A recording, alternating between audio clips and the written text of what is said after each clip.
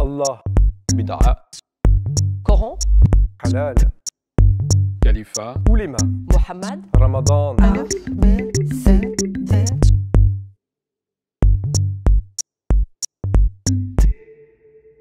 Khaled Bencheikh, islamologue, producteur de l'émission Questions d'Islam sur France Culture.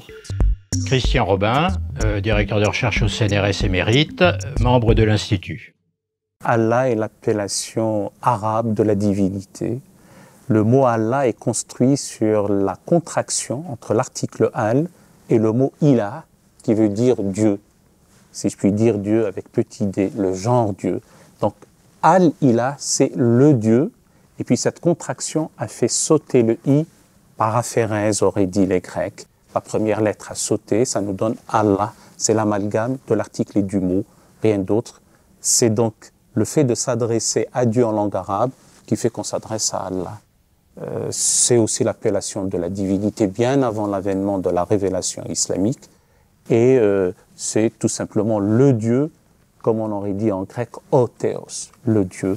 Ce n'est pas le Dieu des musulmans, ce n'est pas une divinité mahométane comme on le lisait dans les encyclopédies de prestige, même naguère. C'est le Dieu de ceux qui sont arabophones. Quand on s'intéresse au mot Allah, il faut évidemment interroger les sources pré-islamiques, les inscriptions de la péninsule arabique, et ces inscriptions nous révèlent qu'il y a une divinité polythéiste qui remonte assez haut dans le temps, qui est attestée au moins à partir du IIIe siècle avant l'ère chrétienne, qui s'appelle Allah, et que l'on trouve dans le sud de l'Arabie saoudite et dans le Hejaz, à l'ouest du royaume. Les sources manuscrites en langue syriaque nous apprennent que le Dieu des chrétiens arabes, au VIe siècle, s'appelle El-Ilah. C'est évidemment d'une importance considérable dans l'histoire du nom du Dieu Allah, puisque quand Allah est adopté à la Mecque dans les années 560 ou 570, probablement après l'expédition d'Abraha, qui est peut-être légendaire, Allah a une double facette, une facette polythéiste, c'est une très vieille divinité vénérée depuis le IIIe siècle avant l'ère chrétienne pour le moins, et c'est également le nom que les chrétiens arabes de la péninsule arabique et de Syrie ont donné au Dieu unique.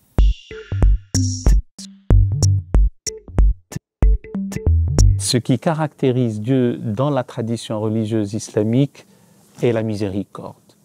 Déjà du temps du paganisme arabe, le Dieu qui trônait sur le panthéon était le Dieu, Allah, mais aussi et surtout le miséricordieux. La révélation coranique a entériné cela et la notion de miséricorde, un Dieu Ar-Rahman et Rahim, c'est-à-dire le tout miséricordieux, le très miséricordieux, est omniprésente. Donc ce n'est pas un Dieu de vengeance, ce n'est pas un Dieu vindicatif, ce n'est pas Dieu le vengeur, c'est le Dieu d'amour, de bonté et de miséricorde qui prime et qui donne l'essence même de la présence divine ici-bas.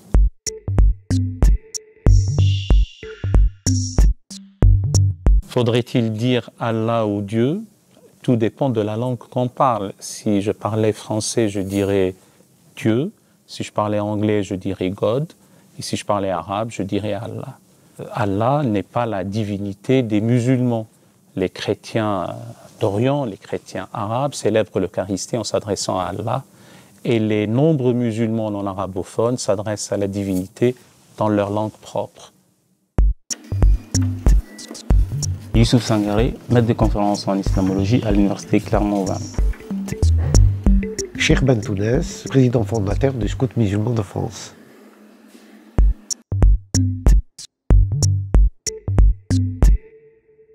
Allahu Akbar est une formule ou expression que l'on appelle le takbir.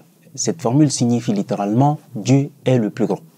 Cette formule est prononcée en diverses occasions, par exemple lors des 5 prières canoniques que le musulman accomplit chaque jour. Selon la tradition musulmane, cette formule était prononcée par le prophète, particulièrement lors des funérailles et aussi durant le pèlerinage.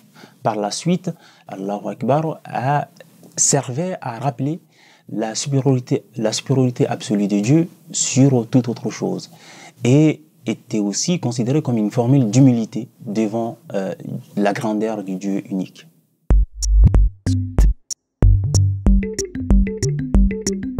Savoir si la toute-puissance de Dieu permet la liberté de l'homme est une question théologique qui a été fortement débattue dans les premiers siècles de l'islam. Il y a d'abord ce qu'on peut appeler la solution mu'tazilite. Alors le mu'tazilisme est un courant que l'on qualifie de rationalisme.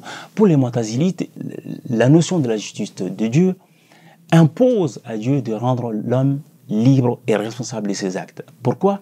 Parce que pour les mu'tazilites, Dieu ne peut pas condamner un homme à l'enfer le jour du jugement dernier et envoyer d'autres hommes au paradis si l'homme n'est pas totalement libre de ses actes. Si ses actes sont prédéterminés par Dieu, pour les mu'tazilites, il serait injuste que Dieu condamne un homme à l'enfer alors que lui-même il a prédéterminé ses actes. Pour les Ash'arites, on trouve l'idée fondamentale de la toute-puissance de Dieu. Et cette toute-puissance de Dieu, pour les Ash'arites, permet à Dieu d'intervenir quand il le souhaite dans les lois de la création. Dans cette configuration, l'homme ne peut pas être totalement libre de ses actes, puisque Dieu peut intervenir quand il le veut dans la création. Mais cependant, tout en s'opposant au mu'tazilisme et à la liberté absolue de l'homme, les Ash'arites ne rejettent pas totalement que l'homme soit libre. Seulement, pour eux, c'est une liberté qui est limitée dans le temps. Uniquement, l'homme est libre pour les Ash'arites au moment où il passe à l'action, au moment où il agit pour accomplir un acte qui soit bon ou mauvais. Uniquement dans ce laps de temps, ce qu'ils ont appelé la théorie du kasb. Cette solution ash'arite d'une liberté momentanée pour l'homme a été fortement critiquée dans la pensée islamique. Particulièrement au XIXe siècle, lorsque le penseur égyptien Mohamed Abdou, mort en 1905, a dans son traité à la fois critiqué la solution mu'tazilite et la solution ash'arite et s'est employé à produire une synthèse de ces deux solutions, une synthèse qui affirme à la fois la toute-puissance de Dieu et aussi la liberté et la responsabilité de l'homme. Aussi, cette solution mu'tazilite a été considérée par des penseurs comme le penseur pakistanais Fazlur Rahman comme une solution totalement artificielle et qui serait, selon lui, à la base du fatalisme dans la tradition musulmane contemporaine. Et souvent, on accuse l'islam de fatalisme parce qu'on ne comprend pas que la prédestination dont le Coran parle, c'est quelque chose qui englobe la création tout entière. C'est comme si on prenait l'exemple d'un scénario qui est écrit pour l'ensemble de la création, mais que dans ce scénario, chacun va avoir un acte, des actions, qui peuvent, elles, être plus ou moins libres de s'exprimer d'une façon ou d'une autre.